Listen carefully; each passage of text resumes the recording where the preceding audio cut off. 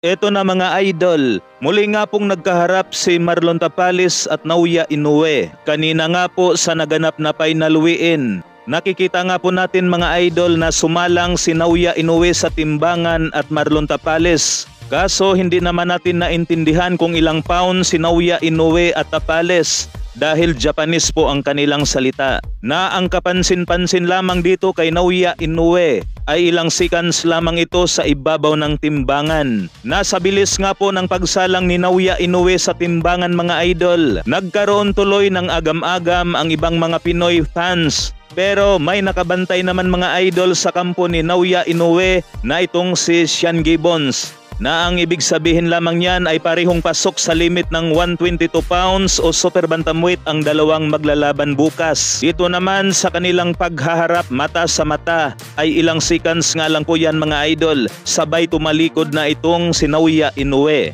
Kaya napapansin na naman yan sa ibang mga fans na para bang nagmamadali nga raw palagi itong si Naoya Inoue at ayaw humarap ng matagalan kay Tapales. Samantala, na-interview naman si Tapales sa isang sikat na Japanese vlogger na sinabi nga po nitong si Tapales mga idol na natuto na nga raw ito sa kanyang mga talo. Kaya naman ay nag-iba na nga raw ngayon si Tapales sa tulong ng kanyang mga coach. At ganun pa rin ang paninindigan nitong si Tapales mga idol na makukuha niya ang panalo laban kay Naoya Inoue.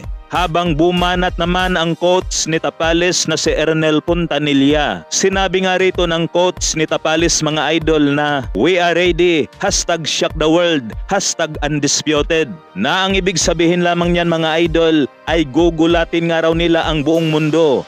Ano ang inyong masasabi dyan mga idol? Ayan no, yung pira natin sa bago. Sambago yung pira sa bago. What the... Okay. Ako na po mag-hug.